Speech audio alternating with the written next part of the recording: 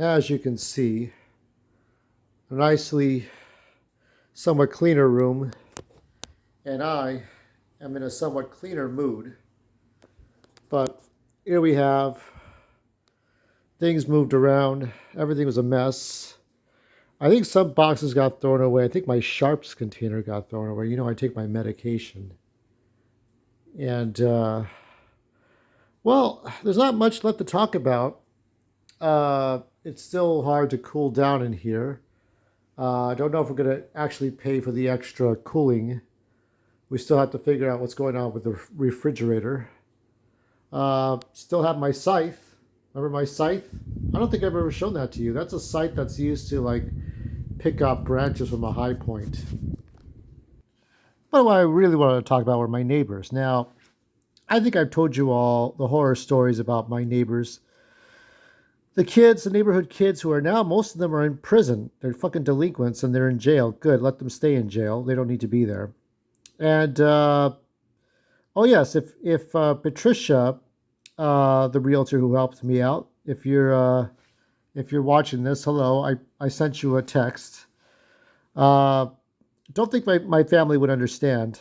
Anyway, so yeah, so like the main issue I have here is that, yes, because I'm on the second floor, I can feel the rumblings between the ceiling and the floor. So there's a lot of talking. There's also talking outside. I've kind of got a little bit of shell shock, just close quarters, people in close quarters. I'm always weary. I'm always watching. It really does take some getting used to. Just getting used to the sounds of the floor, the sounds of the ceiling, and you wonder what's going on. It's some crazy sex, or people are shuffling furniture around, or maybe people are fighting each other. Who knows? It is not something I've ever been used to. Now, technically, it's like an apartment. It is like an apartment.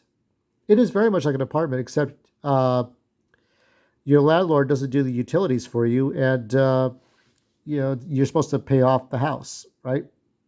Now, when I think of my old neighbors from my old neighborhood, I think of this shit.